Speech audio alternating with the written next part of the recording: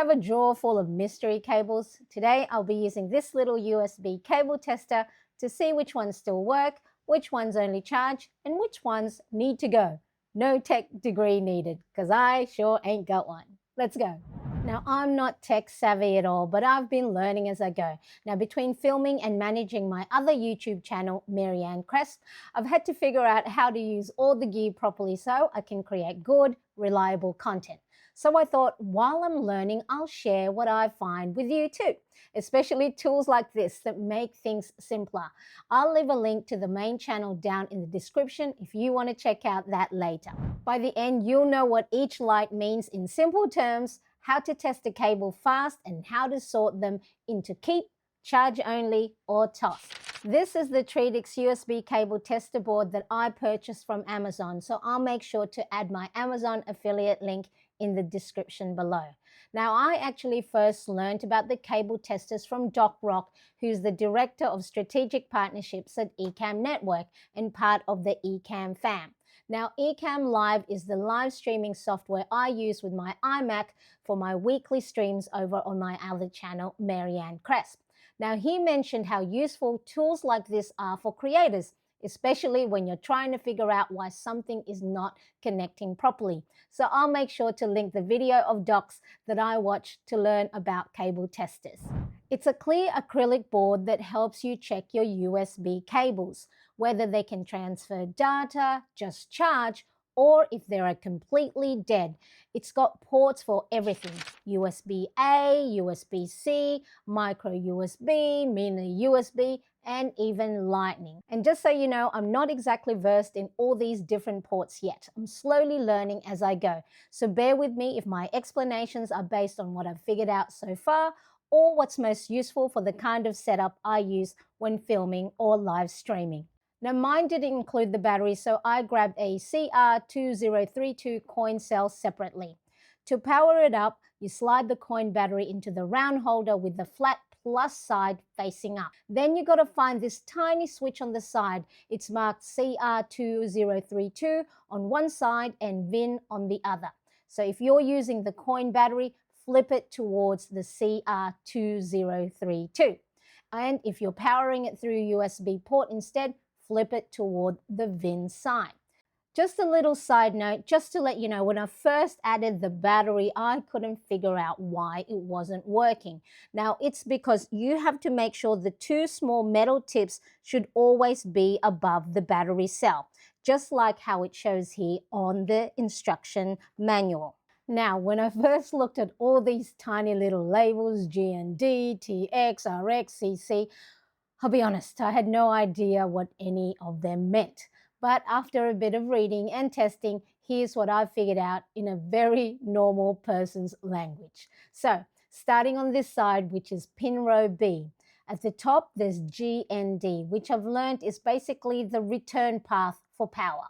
So every cable needs it for electricity to complete the loop. Then TX2 plus and TX2 minus, these are like extra lanes for sending data in the faster USB-C cables. Now, I don't fully understand the symbols yet, but I know if they light up, that means the cable supports faster data speed. Next is VBUS. That's the power line. If this one doesn't light up, it won't charge anything. Then there's CC2, which I found out helps your device talk to each other about power, like how much to send and which way it's going. So what CC1 and CC2 actually mean in plain English is when you plug in a USB-C cable into something, both ends actually don't automatically know who's supposed to send power and who's supposed to receive it. So, for example, your laptop charger versus your laptop, or your camera versus your computer. That's where CC1 and CC2 come in. They're like the little messengers inside the cable that help both devices have a quick chat, hello CC1, oh hello CC2, before any power starts flowing. So they decide who's the power source, the one giving the power, like your wall charger or power bank, and who's the power sink, the one receiving power, like your phone or your camera. They also help with things like how much power to safely send. So for example, 5 volts, 9 volts, 12 volts, and so on. So whether the cable is flipped upside down, since USB-C can go both ways, and whether it can handle faster data speed or video output. Phew, okay? So when your tester lights up the CC1 or CC2 LEDs, it means those little communication lines are active. Your cable is doing the negotiation properly. And if they don't light up, it's not necessarily broken. It might just be a simple charging cable that doesn't have those smart lines inside. Next, D plus and D minus are the regular data lines. This is what lets you move your files from, say, your camera to your computer. SBU2, this one's for special cables that carry video signals or other extras. Then near the bottom, there are RX1 minus and RX plus, which are the receiving lanes for high-speed data. And then we have another G and D to finish that row. Now if we look at the other side, pin row A, it's kind of a mirror image. G and D again at the top, then there are RX2 plus and RX2 minus, which are just another pair of high-speed data lines. The VBUS shows up again, that's power. Then the SBU1, another of those extra lines for special uses.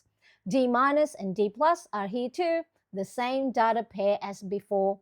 Then CC1, which works with CC2 to manage who's charging between devices.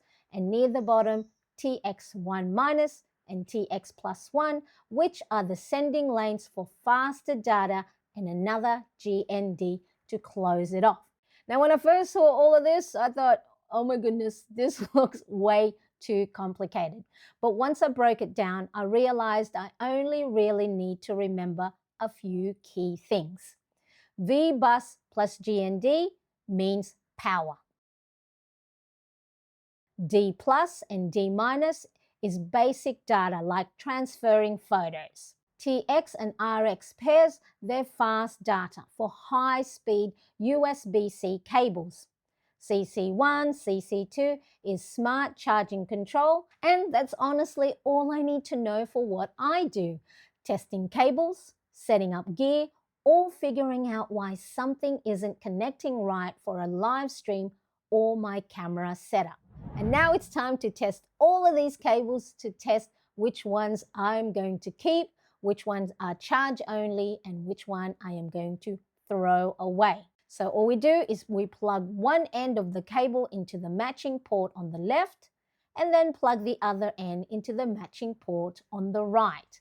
And all we're going to do is look for matching lights across both rows. We note what lights are on because that's going to tell us what the cable can actually do. So when you plug a cable in and the lights come on, here's what to look for. So if only VBUS and G and D light up, that means the cable can charge, but it can't transfer data. So it'll charge your phone fine, but it won't move files or connect your camera to your computer. So you can label these as charge only so you don't grab them by mistake. Now, if D plus and D minus also light up, that is a good sign. It means the cable can transfer data as well, but only at the regular USB 2.0 speed. It's perfect for plugging in a keyboard, a mouse, or just transferring photos. If TX and RX lights also come on, then you've got yourself a high-speed cable, the kind you want for things like an external SSD or a camera. That's what USB 3.0 or USB-C cables use for faster data. Now, if you see CC1 or CC2 lights on, that means the cable is doing its little handshake. The devices are talking to each other properly about how much power to send and in which direction. That's what helps your USB-C gear charge safely. Now, if some lights don't match or seem random, that usually means something inside those cables is damaged, missing, or wired wrong.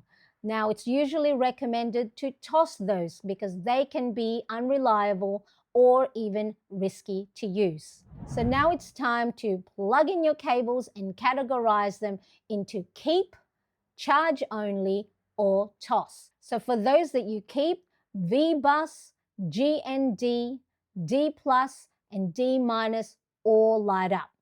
Now it's a bonus if the TX and RX pairs light, that's your high-speed data cable. Now for the charge-only cables, then only the V-bus and G and D light up. Label it so you don't grab it for cameras or SSDs. And then for those cables that have no lights, weird mismatches, or missing power, they are unsafe or broken. To label your cables, use washi tapes or colored tapes, green for full data, blue for charge only, and then those that aren't working, just throw them in the bin.